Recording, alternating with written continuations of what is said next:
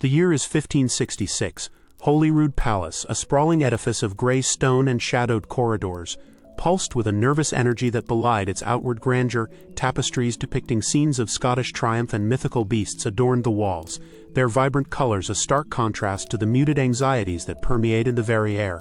The scent of beeswax and damp stone hung heavy, a constant reminder of the palace's age and the weight of history it bore.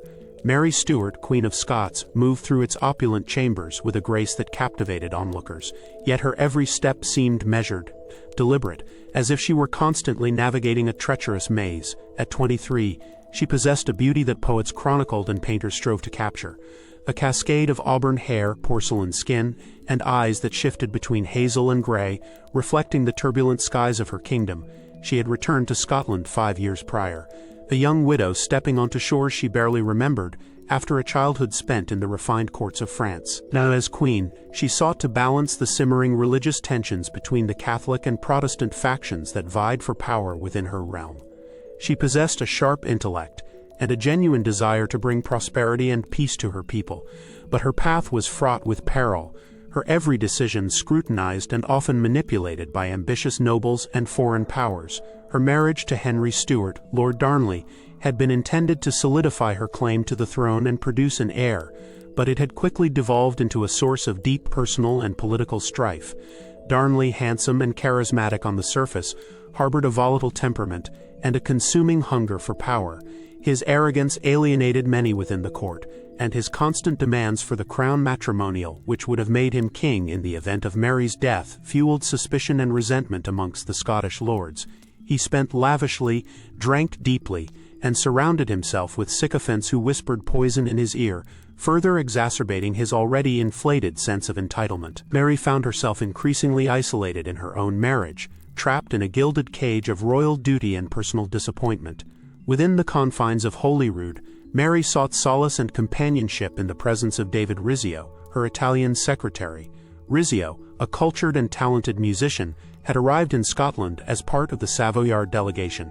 His skill at playing the lute, coupled with his sharp wit and keen understanding of courtly politics, quickly endeared him to the Queen. He became her confidant, her advisor, and a trusted friend in a court teeming with deceit and self-serving ambition. As Mary pored over state papers, Rizzio would often play softly, filling the room with melodic refrains that calmed her frayed nerves. He helped her draft letters, translate documents, and navigate the intricate web of diplomatic negotiations. Mary valued his loyalty and appreciated his honest counsel, a rare commodity in the viper's nest that was Holyrood Palace. Their closeness, however, did not go unnoticed. Rumors began to circulate, fueled by Darnley's jealousy and the anti-Catholic sentiment prevalent among some Protestant factions.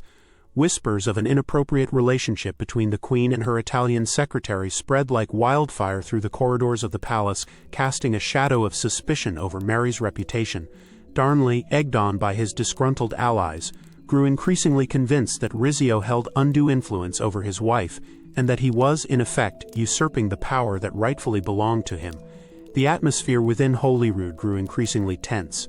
Servants exchanged furtive glances, conversations were hushed, and the Queen's guard seemed perpetually on edge. Mary could feel the weight of unseen eyes upon her, the subtle chill of unspoken accusations. She tried to ignore the gossip, to dismiss it as mere courtly intrigue, but a deep-seated unease gnawed at her, a feeling that something ominous was brewing beneath the surface. She found herself increasingly relying on Rizzio's advice, seeking his reassurance in the face of mounting pressure. One crisp autumn evening, as the wind howled outside the palace walls, Mary sat in her private chamber, meticulously reviewing a treaty concerning trade with France. The candlelight flickered, casting dancing shadows on the tapestry-lined walls. Rizzio sat nearby, quietly playing a melancholic tune on his lute. Darnley entered abruptly, his face flushed with anger. He accused Mary of neglecting her duties as a wife, and of spending too much time with her Italian favorite. His words were slurred, his breath reeking of ale. Mary, weary of his constant outbursts, attempted to reason with him, but her efforts were futile. Darnley's rage was a tempest unleashed, fueled by insecurity and ambition. He stormed out of the chamber, slamming the door behind him, leaving Mary and Rizzio in stunned silence. The incident served as a stark reminder of the precariousness of her position and the depths of Darnley's resentment. Mary knew that she had to tread carefully, that one wrong move could plunge her kingdom into chaos. In the days that followed, Mary sought to mend the rift with Darnley, attending to his needs and attempting to appease his wounded pride. She hosted lavish banquets, attended hunting expeditions, and showered him with gifts, all in an effort to restore some semblance of normalcy to their marriage. But beneath the surface, the tension remained palpable. Darnley's eyes held a cold, calculating glint, and his smiles seemed forced and insincere. Mary sensed that he was plotting something, that he was merely biding his time before unleashing his fury once more. Adding to Mary's anxieties was the growing religious divide within Scotland. The Protestant lords, led by figures such as the Earl of Moray and John Knox, vehemently opposed her Catholic faith and viewed her with suspicion. They accused her of being a puppet of the Pope and of plotting to restore Catholicism as the dominant religion in Scotland. Mary, while devout in her own beliefs, sought to maintain a policy of religious tolerance, recognizing that any attempt to suppress Protestantism would inevitably lead to civil war. She attempted to appease the Protestant lords by appointing them to positions of power within her government and by promising to uphold the existing laws concerning religious practice. But her efforts were met with resistance. Knox, a fiery preacher known for his uncompromising rhetoric, thundered against her from the pulpits, denouncing her as a Jezebel and calling on the Scottish people to resist her authority. The Protestant lords, emboldened by Knox's pronouncements, grew increasingly defiant, openly challenging Mary's policies and questioning her legitimacy as queen. The birth of her son James in June of 1566 brought a brief respite from the political turmoil. The arrival of a royal heir was greeted with jubilation throughout Scotland, uniting Catholics and Protestants alike in celebration. Mary hoped that the birth of James would strengthen her position and quell the dissent that had been plaguing her reign. She saw in her son a symbol of hope for the future, a unifying force that could bridge the religious divide and bring stability to her kingdom.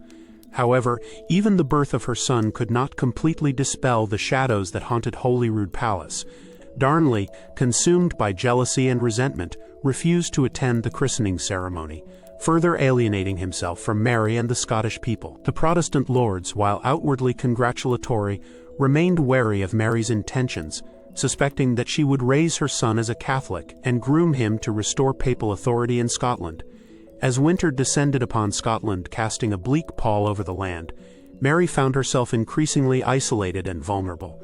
The political landscape was treacherous, her marriage was crumbling, and her religious policies were under constant attack. She felt like a pawn in a game played by powerful forces beyond her control, her every move dictated by the whims of ambitious nobles and foreign powers. The weight of the crown pressed heavily upon her brow, a constant reminder of the immense responsibility she bore. One evening, as she sat writing in her diary, reflecting on the challenges she faced, Mary paused, her quill suspended above the parchment. She mused on the power of words, how they could be used to shape perception, to manipulate opinion, to elevate or destroy reputations. She knew that her story was being written by others, by her enemies who sought to undermine her authority and blacken her name. She longed to control her own narrative, to present her own version of events, to defend herself against the accusations and slanders that were being hurled against her. She dipped her quill back into the inkwell and continued to write, pouring out her thoughts and feelings onto the page. She wrote of her love for Scotland, her desire to bring peace and prosperity to her people, her struggles to balance the competing interests of the Catholic and Protestant factions. She wrote of her disappointment in Darnley, her loneliness in the face of his arrogance and indifference, her reliance on Rizzio's counsel and friendship. She wrote of her fears for the future, her anxieties about the safety of her son, her determination to preserve her crown and protect her kingdom from those who sought to tear it apart. As she finished writing, Mary closed her diary and leaned back in her chair, a sigh escaping her lips. She knew that her words alone could not change the course of events, but she hoped that they would serve as a testament to her intentions, a record of her struggles, a defense against the inevitable judgment of history. She understood the importance of having her story told. Don't miss the next chapter in her tumultuous reign. Subscribe and like to keep up with her journey, and to uncover the truth behind the rumors swirling through the court. The flickering candlelight cast elongated, dancing shadows across the tapestry-laden walls of Mary's private supper chamber, momentarily distracting her from the gnawing unease that had taken root within her soul. Just hours before, she had been reviewing documents with Rizzio, discussing potential alliances with France and strategies to navigate the treacherous waters of Scottish politics. The Italian secretary, a cultured and refined man, had become an indispensable confidant, a rare source of unwavering loyalty and astute counsel in a court rife with deceit and ambition. Now a palpable tension hung heavy in the air, thicker than the fragrant smoke rising from the spiced wine warming on the hearth. Darnley, his face flushed and contorted with a barely concealed rage, paced restlessly by the window, his eyes darting nervously towards the courtyard below. His recent behavior had become increasingly erratic, marked by bouts of drunken aggression and wild accusations fueled by whispers and innuendo spread by those who sought to undermine Mary's authority. She had attempted to placate him, to reassure him of her affection, but her words seemed to fall on deaf ears, lost in the cacophony of his own insecurities and inflated sense of entitlement. A sudden, violent crash shattered the fragile stillness. The door to the chamber burst open, splintering the ornate wood and sending shards flying across the room. Lord Ruthven, his face pale and gaunt, his body ravaged by illness, stood framed in the doorway, supported by armed men whose eyes glinted with cold purpose. A wave of icy dread washed over Mary as she recognized the faces of several Protestant lords who had long resented Rizzio's influence and whispered treasonous words against her reign. Ruthven, his voice raspy and strained, accused Rizzio of being a papist spy, of corrupting the Queen and plotting to restore Catholicism to Scotland. The accusations were baseless and absurd, yet they hung heavy in the air, thick with the venom of religious bigotry and political opportunism. Mary instinctively recoiled, shielding her swollen belly with her hands, as the armed men surged into the room, their swords drawn and gleaming menacingly in the candlelight. Darnley, who had moments before been consumed by jealous rage, now stood frozen in place, his eyes wide with a mixture of fear and perverse satisfaction. It became chillingly clear that he was not only complicit in this heinous act, but an orchestrator of the terror unfolding before her. Rizzio, his face ashen, instinctively moved to protect Mary. Throwing himself in front of her as the armed men advanced, "What is the meaning of this outrage?" Mary demanded, her voice trembling with a mixture of fear and righteous indignation. "By what authority do you dare to violate the sanctity of my chamber?" Ruthven sneered, his gaze unwavering. "By the authority of the Scottish people, who have suffered long enough under your papist rule and the influence of this Italian dog." He gestured towards Rizzio with his sword, his eyes burning with hatred. The armed men seized Rizzio, dragging him away from Mary's protective embrace. He struggled desperately, crying out for help, but his pleas were drowned out by the shouts and curses of his attackers. Mary, despite her pregnancy, fought with the ferocity of a lioness, attempting to claw and scratch at the men who were dragging her friend to his doom. Darnley, instead of intervening, simply stood back and watched, a cruel smile playing on his lips. The scene descended into a chaotic frenzy of violence. The chamber, once a sanctuary of warmth and intimacy, became a scene of unimaginable horror. The air was thick with the stench of sweat and fear, mingled with the metallic tang of blood. Rizzio, his body writhing in pain, was dragged towards the outer chamber, his screams echoing through the palace walls. Mary, her heart pounding in her chest, stumbled after them, desperately trying to intervene, but she was restrained by several of the attackers who held her back with brutal force. She watched in helpless horror as Rizzio was brutally stabbed multiple times, his lifeless body collapsing to the floor in a pool of blood. The sight of his mangled corpse, the blood staining the once pristine carpets, seared itself into her memory, a gruesome tableau that would haunt her dreams for the rest of her life. The murderers, their faces flushed with bloodlust and triumph, emerged from the outer chamber, their swords dripping with Rizzio's blood. Ruthven approached Mary, his eyes glinting with a chilling satisfaction. "The deed is done," he declared, his voice devoid of any remorse. "Scotland is now cleansed of this papist filth." Mary, her body trembling with rage and grief, spat in his face. "You have murdered an innocent man," she cried, her voice choked with emotion. "You will pay for this outrage with your lives." Ruthven simply laughed, a hollow, mirthless sound that sent shivers down her spine. "Your threats mean nothing to us, Queen Mary," he sneered. "We now control this palace, and you are our prisoner." The realization that she was now a prisoner in her own palace at the mercy of her enemies struck Mary like a physical blow. The murder of Rizzio was not simply an act of personal vengeance. It was a carefully orchestrated coup, designed to undermine her authority and seize control of the Scottish throne. Darnley, her husband and supposed protector, had betrayed her in the most heinous way imaginable, aligning himself with her enemies and orchestrating the murder of her closest confidant. The depth of his treachery was almost incomprehensible. leaving her feeling utterly alone and vulnerable. As the initial shock and horror began to subside, a steely resolve began to harden within Mary's heart.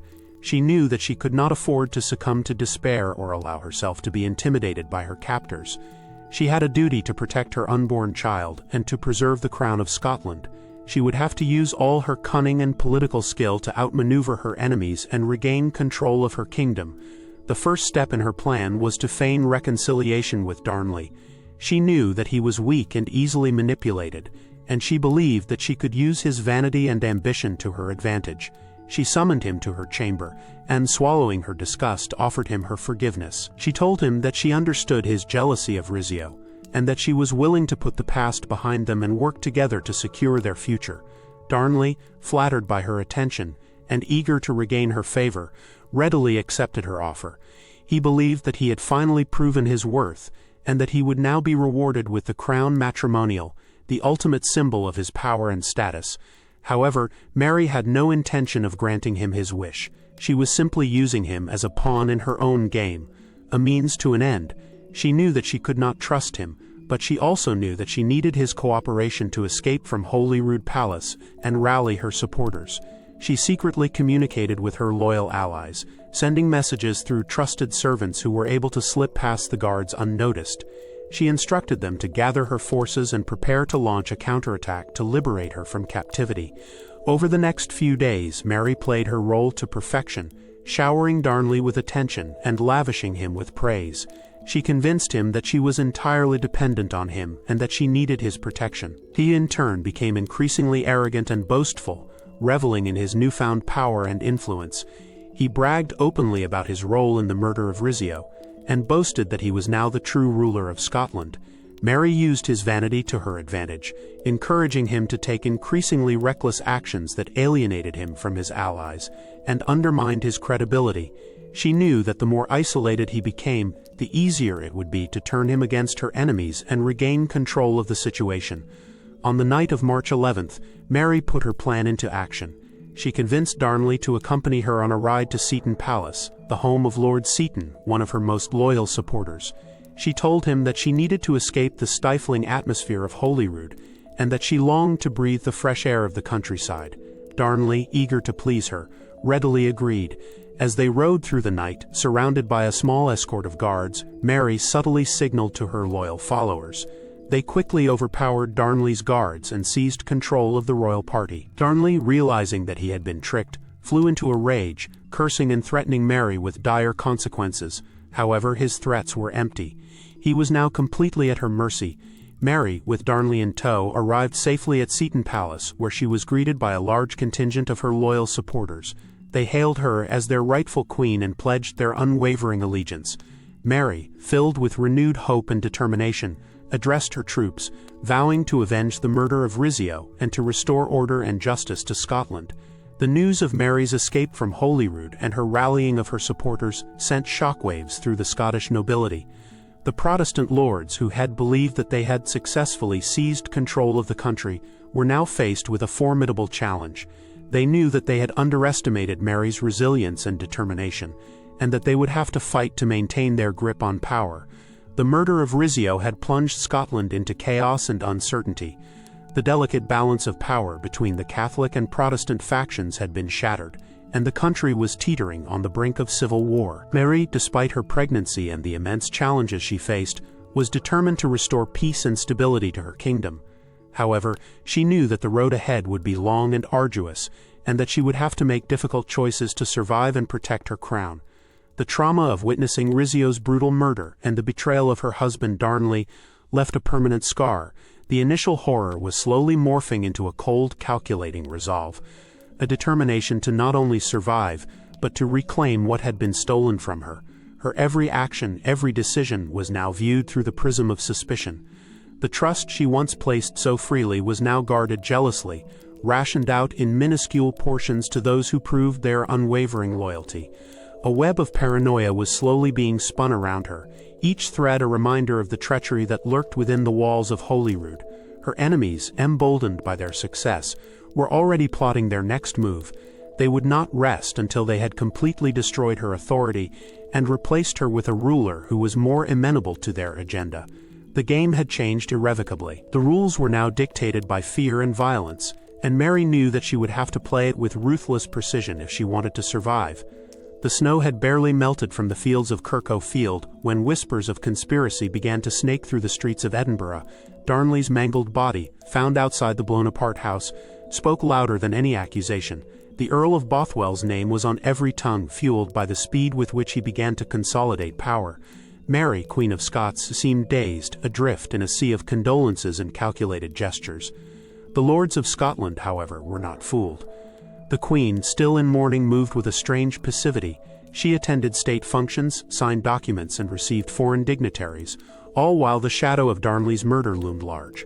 Bothwell, meanwhile, assumed the role of chief mourner and investigator, a position that granted him access to every corner of the court and every piece of evidence. He used this access to skillfully deflect suspicion, planting seeds of doubt about other potential culprits: the Protestant lords, who had long resented Darnley's arrogance, the English agents keen to destabilize Scotland, even Darnley's own disgruntled relatives. Within weeks, Bothwell had orchestrated his own acquittal by a rigged trial.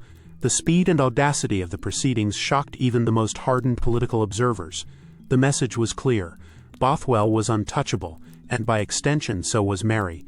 The audacity, however, wasn't enough. Then came the abduction. As Mary journeyed back from Stirling, Bothwell, at the head of a formidable force, intercepted her entourage. He claimed to be acting on information of a plot to kidnap the Queen and spirit her away to England. Despite the transparent nature of the ruse, Mary offered little resistance. She was taken to Dunbar Castle, Bothwell's stronghold, and held there for several days. The abduction, whether willing or forced, was the spark that ignited the powder keg. The Scottish lords, already seething with resentment and suspicion, saw this as the final confirmation of their worst fears. Mary, they believed, was either complicit in Darnley's murder or completely under Bothwell's spell, a puppet dancing to his tune. While Mary was held at Dunbar, Bothwell pressed his advantage. He secured divorces, hastily arranged from his previous marriage, citing consanguinity. Then, on May 15, 1567, barely 3 months after Darnley's death, Mary and Bothwell were married at Holyrood Palace. The ceremony was a muted affair, attended by only a handful of loyal supporters. The Scottish people, already horrified by Darnley's murder and the blatant manipulation of the legal system, were now utterly disgusted. The marriage to Bothwell was seen as a betrayal of everything they held dear: their religion, their independence, and their queen. The news of the marriage spread like wildfire, igniting rebellion across the country.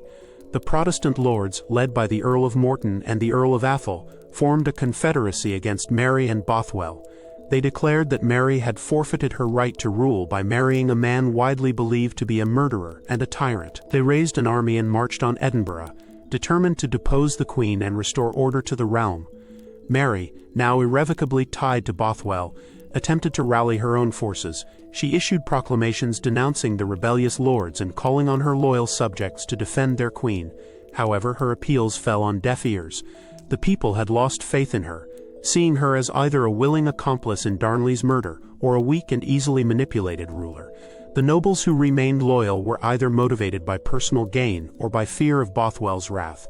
The armies of the Queen and the rebellious lords met at Carberry Hill on June 15, 1567. The atmosphere was tense, the air thick with the smell of gunpowder and the weight of history.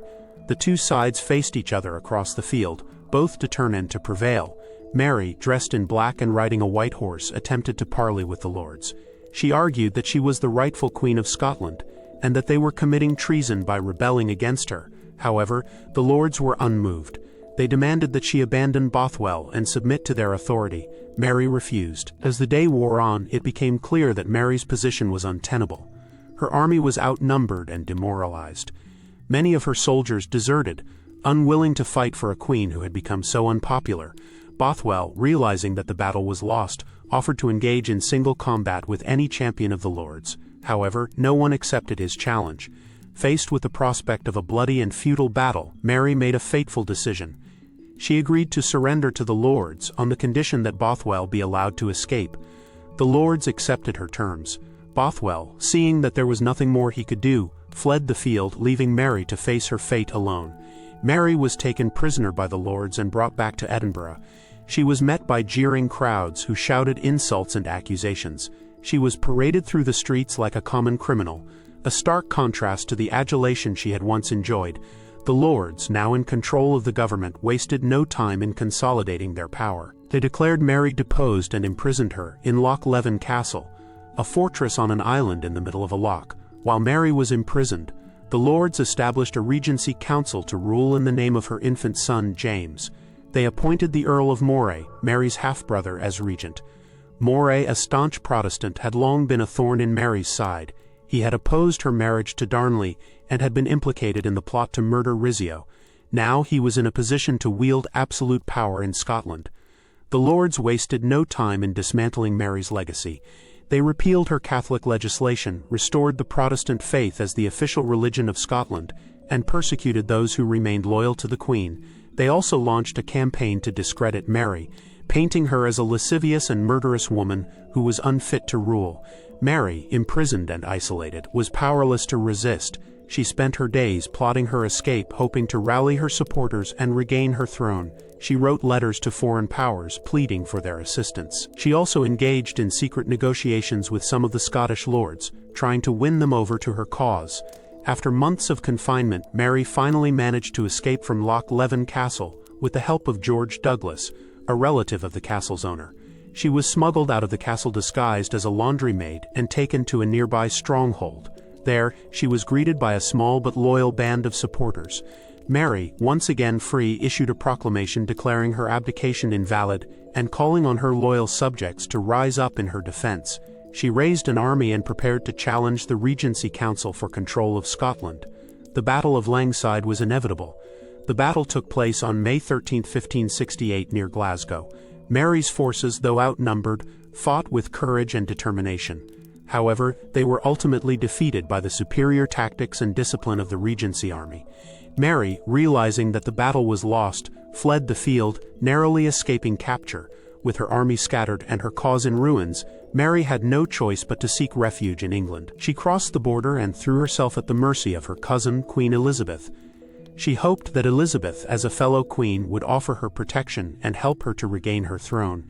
Elizabeth, however, was in a difficult position. She was wary of Mary, seeing her as a potential rival for the English throne.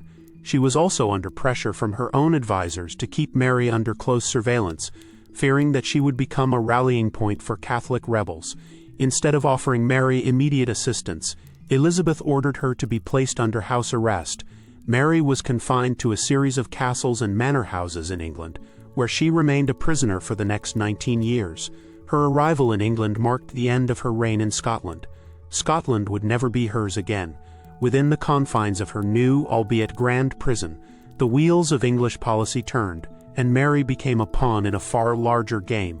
The Catholic powers on the continent saw in her a legitimate claimant to the English throne, a direct threat to Elizabeth's Protestant rule. Plots were hatched, conspiracies whispered, and letters smuggled, all with the aim of freeing Mary and placing her on the throne of England. Each failed plot only served to tighten the screws of her captivity, reinforcing Elizabeth's deep-seated paranoia.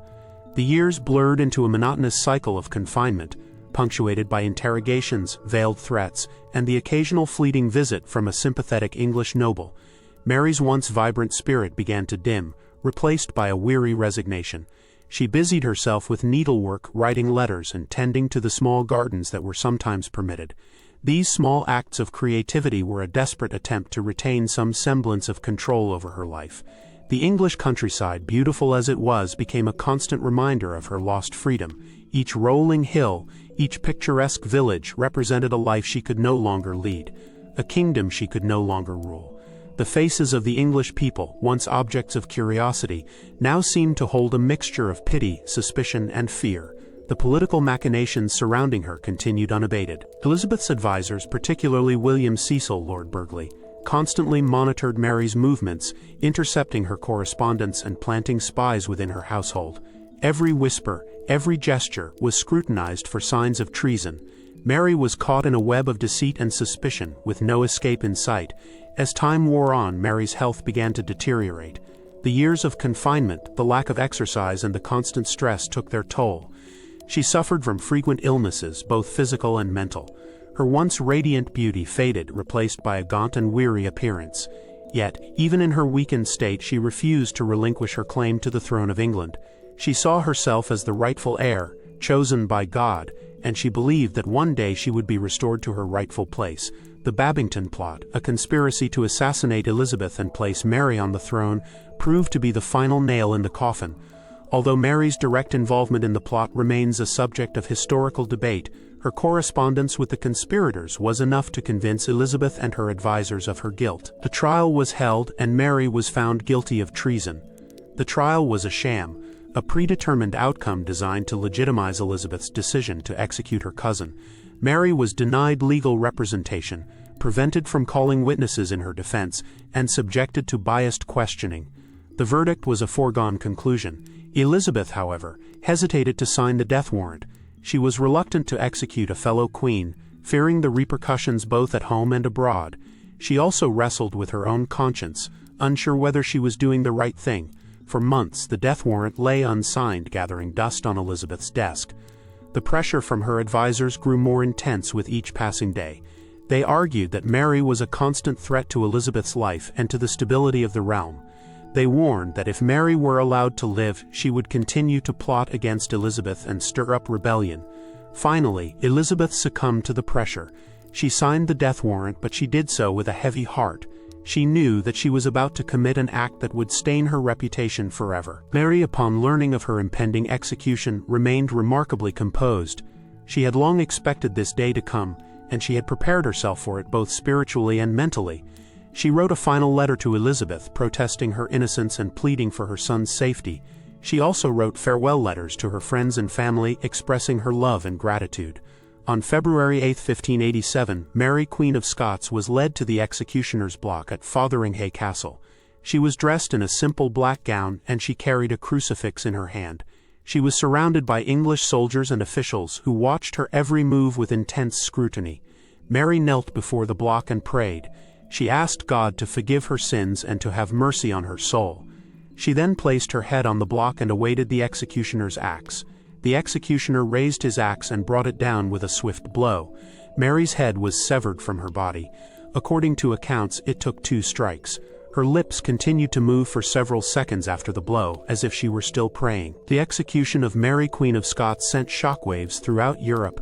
Catholic powers were outraged, and even some Protestant leaders condemned Elizabeth's actions. Mary became a martyr for the Catholic cause, and her story continues to fascinate and inspire people to this day. The finality of the execution, however, did little to quell the undercurrents of fear and suspicion that had defined Mary's life. Elizabeth, though relieved to be rid of a persistent threat, remained haunted by the specter of Mary's claim to the throne. The paranoia that had fueled Mary's downfall continued to grip England, casting a long shadow over Elizabeth's reign and the kingdom's future. Standing by the window of her prison, Mary's vision blurred. The sun cast long shadows, and she thought about her son and the treachery she had endured. Was this her end? Imprisoned within the formidable walls of Loch Leven Castle, Mary Queen of Scots found herself adrift in a sea of despair and uncertainty. The stark reality of her situation crashed upon her like relentless waves. She, the once sovereign ruler of Scotland, was now reduced to a mere captive, her freedom curtailed, her authority decimated. The very air within the castle seemed to whisper accusations of conspiracy and treachery, amplifying the profound sense of isolation that enveloped her. Every stone, every shadow, served as a constant reminder of her precipitous fall from grace. Separated from her infant son James, the agony of maternal separation gnawed at Mary's heart with relentless ferocity.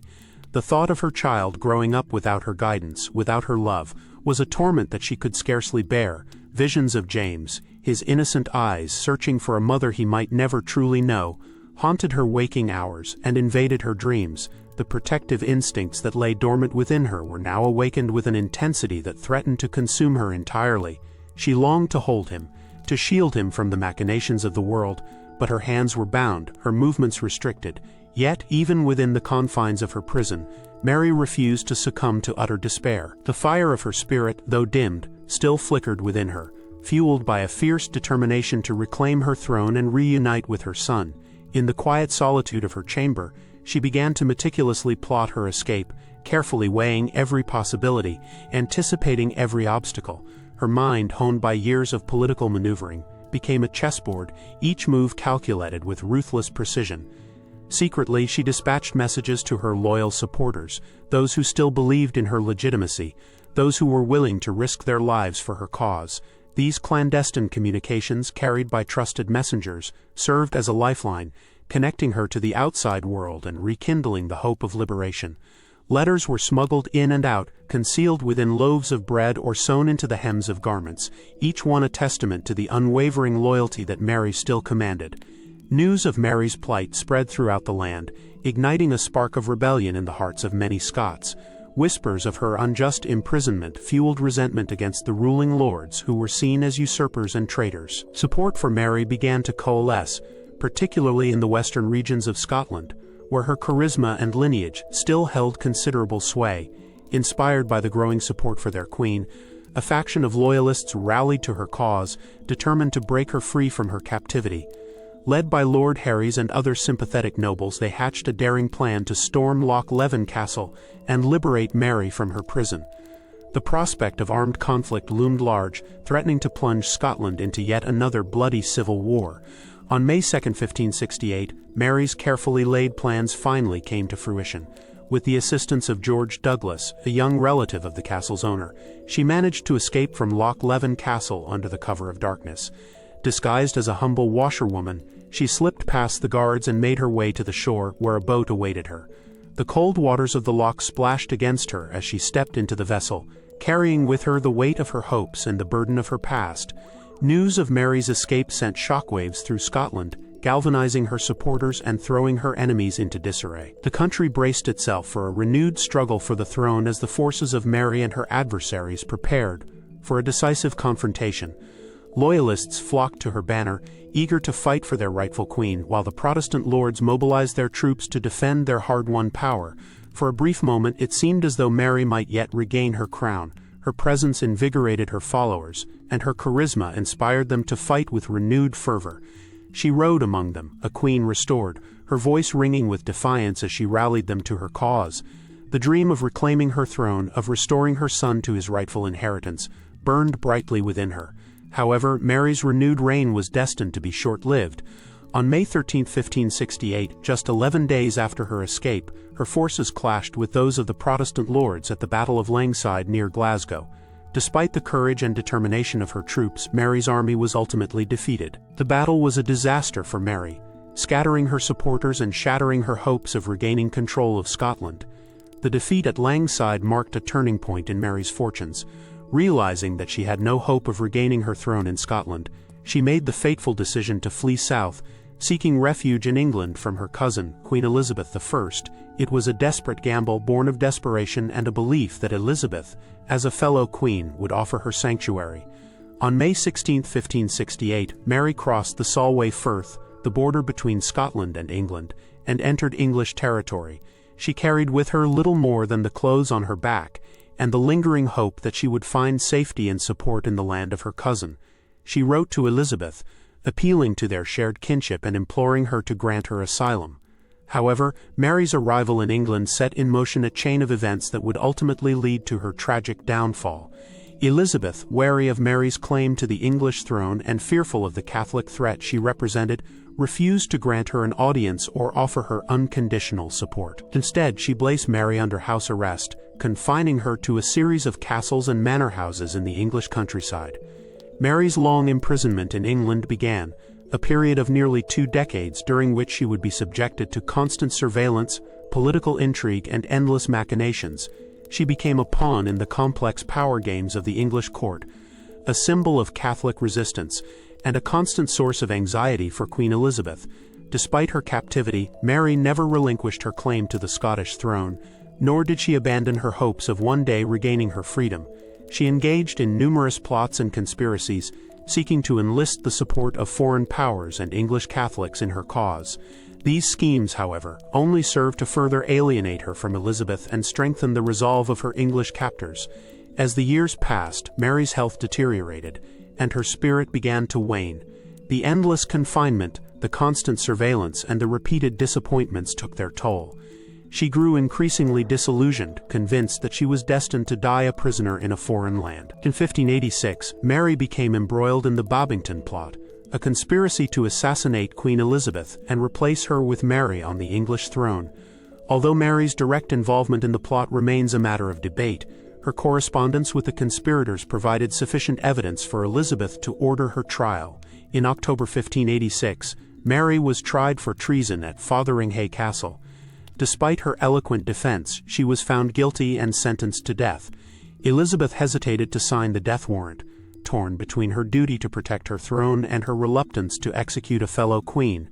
However, mounting pressure from her advisors and the English Parliament eventually forced Elizabeth's hand. On February 1, 1587, she signed the death warrant, sealing Mary's fate. On February 8, 1587, Mary Queen of Scots was executed at Fotheringhay Castle. She faced her death with courage and dignity, maintaining her innocence and reaffirming her Catholic faith. Her execution sent shockwaves throughout Europe, provoking outrage among Catholics and further exacerbating the tensions between England and Spain. With her death, Mary's long and tumultuous life came to an end. She had been a queen, a prisoner, a symbol of hope and a figure of controversy. Her reign in Scotland had been marked by intrigue, scandal, and ultimately tragedy. Her imprisonment in England had been a period of hardship, isolation, and despair. As Mary took her final breath, the Kingdom of Scotland remained lost to her. Her son James, secure on the throne, raised a Protestant and estranged from his mother's memory. The crown she had so desperately sought to protect, the faith she had so fiercely defended, the love she had so yearned for all, had slipped through her fingers like grains of sand.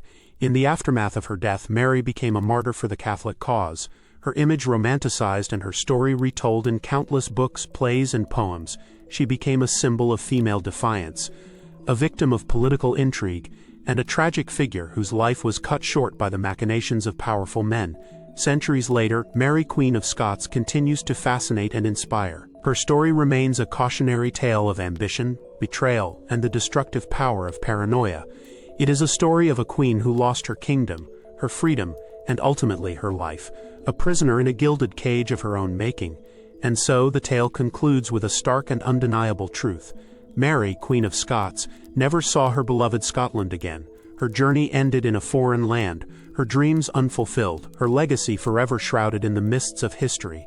Her life, a crown built on paranoia, ultimately crumbled beneath the weight of its own ambition and the treacherous currents of fate.